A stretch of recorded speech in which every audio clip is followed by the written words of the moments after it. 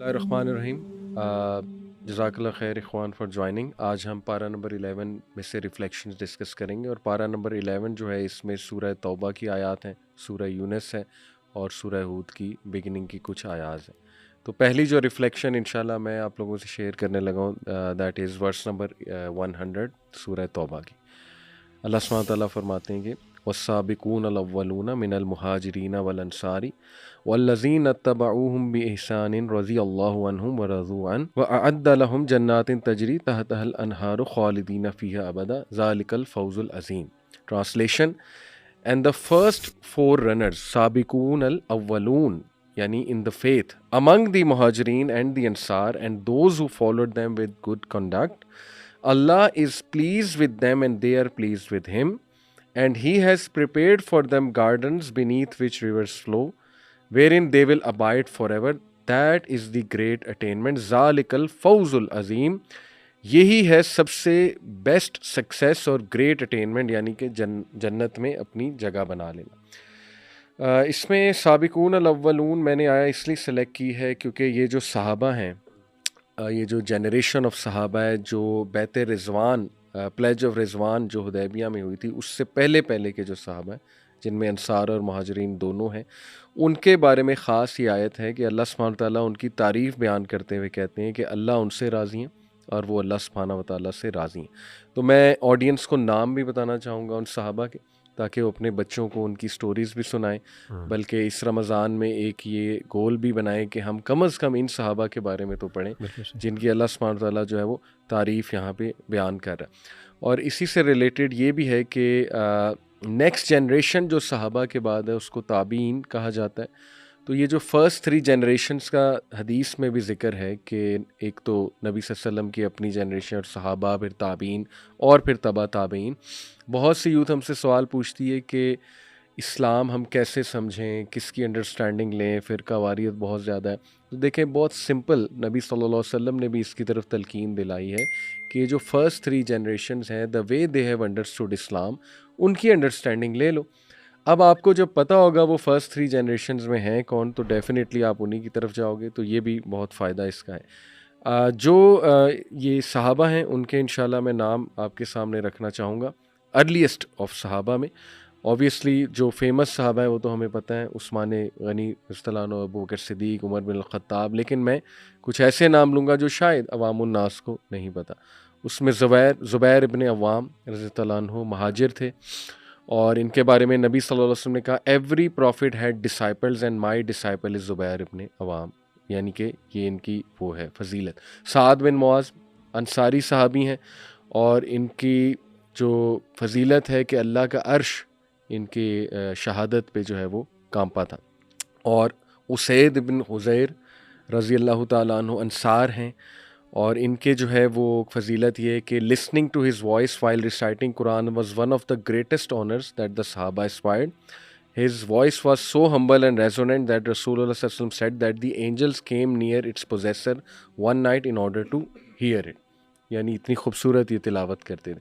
مصعب بن عمیر رضی اللہ تعالیٰ عنہ مہاجر صحابی، اور یہ وہ صحابی ہیں کہ جو بہت ہی مہنگے کپڑے اور خوشبو لگایا کرتے تھے، اور ان کے باقاعدہ جوتے جو ہیں وہ روایات میں آتا ہے کہ شام کے علاقے سے آتے تھے، مختلف علاقوں سے آتے تھے.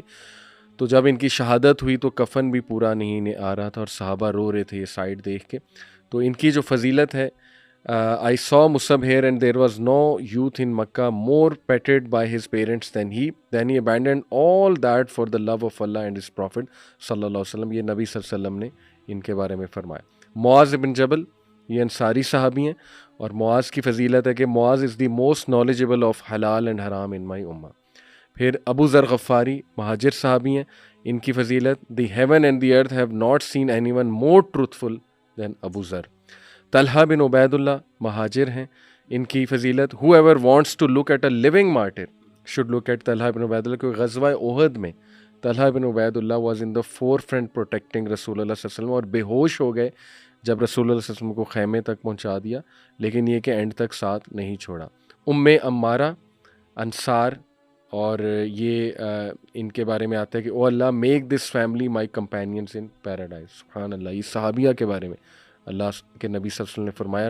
آسمہ بنت ابی بکر یہ مہاجر صحابیاں ہیں، اور ان کے بارے میں کہ شی از دا ون وتھ 2 بیلٹس، یعنی اللہ کے نبی صلی اللہ علیہ وسلم نے جو ہے وہ ان کے ظاہر ہے پیار سے مخاطب کیا ان کو، اور یہ ان کی فضیلت ہے. تو یہ صحابہ کے نام میں نے رکھے آڈینس کے سامنے، ان کے بارے میں ضرور پڑھیں، اپنے بچوں کو بھی پڑھائیں، کیونکہ یہ سابقون الاولون ہیں. اللہ تعالیٰ ہمیں ان کے طرز زندگی پہ چلنے کی توفیق عطا فرمائے. اچھا علی بھائی، میں بھی نا ایک صحابی کے بارے میں بات کرنا چاہ رہا تھا جو السابقون الاولون من الانصار ہیں، یعنی انصار میں سے ہیں وہ، اور بیعۃ العقبہ میں وہ شامل تھے، اور ان کا نام ہے کعب ابن مالک.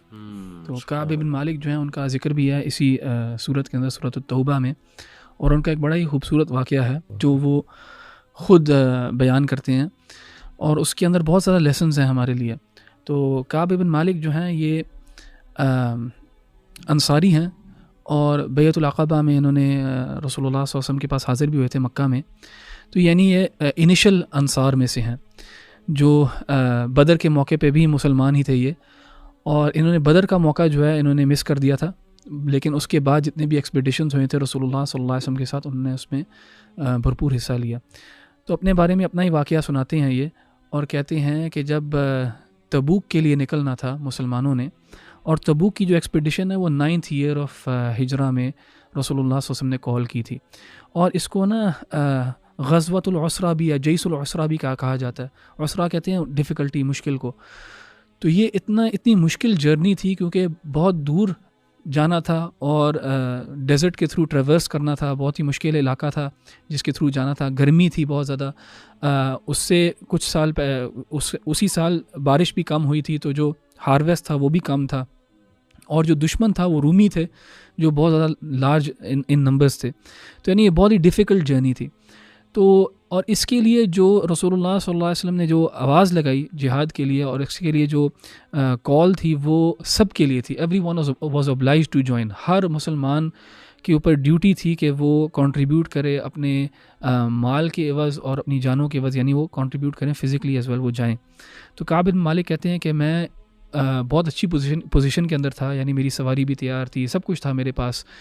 میں اتنا کبھی بھی ریڈی نہیں تھا ایسے ایکسپیڈیشن کے لیے جتنا اب تھا، یعنی 9th year کے اندر. لیکن کہتے ہیں کہ میں نے سوچا کہ میں جاؤں گا. جب آرمی تیار ہو رہی تھی میں نے کہا میں ابھی اپنی تیاری کر لوں گا. جب وہ تیار ہو کے نکل گئی تو میں نے کہا چلیں میں ابھی تیار کر کے میں پیچھے پکڑ لوں گا، کیچ اپ کر لوں گا آرمی کو. یعنی بیسکلی انہوں نے پروکیسٹرینیٹ کیا، آہستہ آہستہ آرمی جو ہے وہ نکل گئی رسول اللہ صلی اللہ علیہ وسلم کے ساتھ، اور کعب جو ہے وہ پیچھے رہ گئے. اور ان کی پیچھے رہنے کی وجہ جو تھی وہ یہی تھی کہ انہوں نے کہا کل پہ ڈال دیا انہوں نے، میں کل کر لوں گا، پروکیسٹرینیٹ کیا انہوں نے. پھر وہ کہتے ہیں کہ جب میں نے اپنے ارد گرد دیکھا تو جو مدینہ میں مشہور منافقین تھے صرف وہی پیچھے رہ گئے تھے، باقی سب جو ہیں سب صحابہ جو ہیں وہ چلے گئے تھے. تو جب رسول اللہ صلی اللہ علیہ وسلم واپس آتے ہیں تو جو منافقین تھے وہ رسول اللہ صلی اللہ علیہ وسلم کے پاس جا کے اب بہانے بنا کے تو انہوں نے اپنے آپ کو ابزالو کرا لیا، بلکہ رسول اللہ صلی اللہ علیہ وسلم سے دعائیں بھی انہوں نے لے لیں. یعنی کچھ نے جا کے کوئی نہ کوئی بہانہ بنایا تو رسول اللہ صلی اللہ علیہ وسلم نے ان کو دعا دی اور چھوڑ دیا ان کو. اور باقاعدہ اللہ سبحانہ تعالیٰ نے بھی قرآن میں کہا نا کہ تم نے کیوں ان کو الاؤ کیا، اللہ تعالیٰ تمہیں معاف کرے. بہرحال رسول اللہ صلی اللہ علیہ وسلم جو ہے وہ فیس ویلیو پہ انہوں نے ان کے ایکسکیوزز کو ایکسیپٹ کیا. کعب جب جاتے ہیں رسول اللہ صلی اللہ علیہ وسلم کے پاس تو کہتے ہیں کہ رسول اللہ میں بہت ایلوکوینٹ آدمی ہوں، اگر میں اپنی باتوں سے آپ کو منا سکتا تھا کہ میں کیوں نہیں آیا، میں یعنی کوئی نہ کوئی ایکسکیوز میں گھڑ سکتا تھا، لیکن میں آپ کو سچ بتاؤں میرے پاس کوئی ایکسکیوز نہیں ہے، میں بالکل ریڈی تھا، لیکن بس ایک لحاظ سے شیطان نے مجھے روک لیا اور میں جوائن کر سکا آپ کو. تو رسول اللہ صلی اللہ علیہ وسلم نے کہا ٹھیک ہے، تو تمہارا معاملہ جو ہے نا اس کو ہم نے ڈیلے کر دیتے ہیں اور اللہ تعالیٰ ڈیسائیڈ کرے گا تمہارے معاملے کو. اس دوران جو ہے رسول اللہ صلی اللہ علیہ وسلم نے کعب بن مالک کو بوائیکاٹ کر دیا تھا، اور مسلمانوں کو بھی کہا سب کو کہ ان کو بوائیکاٹ کر دو، کیونکہ انہوں نے اس قسم کا جو پوری کمیونٹی کے ساتھ جو ہے ایک لحاظ سے غداری ٹائپ کی ہے. تو کعب کہتے ہیں کہ جب میں یہ بات کر کے واپس آیا تو ہر کوئی مجھے کہہ رہا تھا کہ یار تم نے بھی رسول اللہ صلی اللہ علیہ وسلم کو کوئی بہانہ بنا دینا تھا، تم نے بھی جا کے کہہ دینا تھا دیکھو فلاں نے بہانہ بنایا، فلاں نے بھی بنایا، فلاں نے بھی بنایا، اور ان کو تو رسول اللہ صلی اللہ علیہ وسلم نے دعائیں بھی دیں. تو کعب کہتے ہیں لوگوں نے مجھے اتنا زیادہ یہ کہا کہ میں نے بھی سوچنا شروع کر دیا کہ ہاں شاید میں جا کے رسول اللہ صلی اللہ علیہ وسلم کو کوئی بہانہ بنا ہی دیتا ہوں کہ میں کیوں نہیں میں نے جوائن کیا. لیکن پھر کہتے ہیں میں نے پوچھا کہ کوئی اور بھی ہے جس نے یہ بات کی ہے اور جس کے معاملے میں رسول اللہ صلی اللہ علیہ وسلم نے کہا ہے کہ ٹھیک ہے تمہارا معاملہ ہم ڈیلے کرتے ہیں جب تک کہ اللہ تعالیٰ کوئی فیصلہ نہیں کرتا؟ تو انہوں نے 2 لوگوں کا نام لیا، اور کعب کہتے ہیں کہ ان 2 لوگوں کا نام سن کے نا مجھے تسلی ہو گئی، کیونکہ یہ وہ 2 لوگ تھے جن کے بارے میں سارے مسلمان جو ہیں وہ یعنی وہ اپنے اخلاص سے پہچانے جاتے تھے. ہلال بن امیہ اور مرارہ بن ربیعہ. جی بالکل، ہاں جی، ہلال اور مرارہ، بالکل یہ روایت کے اندر 2 نام آتے ہیں، اور یہ دونوں جو صحابی تھے یہ سنسیئر صحابہ میں سے تھے. تو کعب کہتے ہیں کہ مجھے تسلی ہوئی، اور اس سے بھی ہمیں پتہ لگتا ہے کہ اکثر ہوتا یہ ہے کہ سچ جہاں پہ ہوتا ہے وہاں پہ نمبرز میں قلت ہوتی ہے، اور اسی پارے میں سورہ توبہ میں ہی 119 میں اللہ سبحانہ تعالیٰ نے کہا کہ یا ایھا الذین آمنوا یا ایھا الذین آمنوا اتقوا اللہ وکونوا مع الصادقین، اللہ تعالیٰ کا تقوی اختیار کرو، وکونوا مع الصادقین، اور صادقین میں جہاں پہ بھی صادقین ہیں ان میں سے ہو جاؤ، ان کے ساتھ کھڑے ہو جاؤ. تو کعب نے بھی اسی چیز کا اگزامپل دیا ہمیں کہ جو دو لوگ جن کے بارے میں معروف تھا کہ یہ لوگ صادقین میں سے، ان کے ساتھ وہ کھڑے ہو گئے بجائے بہانہ بنا کے اپنے آپ کو بچانے کے لیے، ایک شارٹ ٹرم بینیفٹ کے لیے. لانگ سٹوری شارٹ، ان کے اوپر 50 ڈیز کے لیے صحابہ نے بوائیکاٹ کیا، اور ان کا ذکر جو ہے سورہ توبہ میں 118 میں وعلی الثلاثة الذین خلفوا حتی اذا ضاقت علیہم الارض، وہ 3 لوگ جن کا معاملہ جو ہے وہ ڈیلے کر دیا گیا تھا یا جو پیچھے رہ گئے تھے، اور ان کا معاملہ ڈیلے کیا 50 دن کے لیے، اللہ سبحانہ وتعالیٰ نے ان کا فیصلہ نہیں سنایا اور مسلمانوں نے ان کو بوائیکاٹ کیا ہوا. حتی اذا ضاقت علیہم الارض، یہاں تک کہ دنیا جو ہے، زمین جو ہے ان کے اوپر تنگ کر دی گئی تھی. اور کعب کو بتاتی ہیں کہ میں مارکیٹ جاتا تھا مجھے کوئی پہچانتا نہیں تھا، میں جب نماز پڑھنے جاتا تھا مجھے کوئی سلام نہیں کرتا تھا، میں جب رسول اللہ صلی اللہ علیہ وسلم کو سلام کرتا تھا اور رسول اللہ صلی اللہ علیہ وسلم جواب بھی نہیں دیتے تھے. تو کہتے میں دیکھتا تھا کہ آپ صلی اللہ علیہ وسلم مجھے دیکھ رہے ہیں کہ نہیں دیکھ رہے، لیکن آپ صلی اللہ علیہ وسلم میری طرف نظر بھی نہیں کرتے تھے. لیکن جب میں اپنا منہ ادھر کر لیتا تھا تو مجھے فیل ہوتا تھا کہ آپ صلی اللہ علیہ وسلم مجھے دیکھ رہے ہیں. پھر جب 40 ڈیز ہو گئے تو انہوں نے اپنے کزن کے پاس گئے، ان کا نام ابو قتادہ تھا. تو انہوں نے ابو قتادہ کو اللہ تعالیٰ کی قسم کھا کے کہا کہ کیا تم جانتے نہیں ہو، کیا تمہیں پتہ نہیں ہے کہ میں اللہ اس کے رسول سے محبت کرتا ہوں؟ تو وہ جو ابو قتادہ ہیں انہوں نے بھی جواب نہیں دیا، ان کو کوئی جواب نہیں دیا. انہوں نے دوبارہ پوچھا، کوئی جواب نہیں دیا. تیسری دفعہ پوچھا تو انہوں نے کہا اللہ و رسولہ اعلم، یعنی مجھے بھی نہیں پتہ، یہ اللہ تعالیٰ ہی بہتر جانتا ہے تم سنسیئر ہو کہ نہیں. تو یہ کہتے ہیں مجھے تو بالکل رونا آ گیا. اسی دوران جو ہے جو غسان ایک ٹرائب تھی نارتھ کے اندر جو رومیوں کے ساتھ تھے، ان کے لیڈر کی طرف سے ایک لیٹر آتا ہے کعب کو، اور انہوں نے چاہا کہ ہم کعب کو جو ہے نا اپنے ساتھ کر لیں، اپنے ساتھ ملا لیں، اور کہا کہ ہمیں پتہ لگا ہے کہ تمہارے لیڈر نے بوائیکاٹ کر دیا تو تم ہمیں جوائن کر لو. تو کعب نے کہا میں نے اس کو فتنہ سمجھا اپنے لیے اور اس لیٹر کو جلا دیا. بہرحال 50ویں دن فجر کے بعد ان کو پتہ لگتا ہے کہ اللہ سبحانہ وتعالیٰ نے یہ آیت نازل کی ان کے معاملے میں کہ اذا ضاقت علیہم الارض بما رحبت وضاقت علیہم انفسہم، یعنی ان کی اپنی نفس کے اندر، اپنی ذات کے اندر بھی جو ہے نا وہ ایک تنگی اور ایک کنسٹرکشن محسوس کر رہے تھے.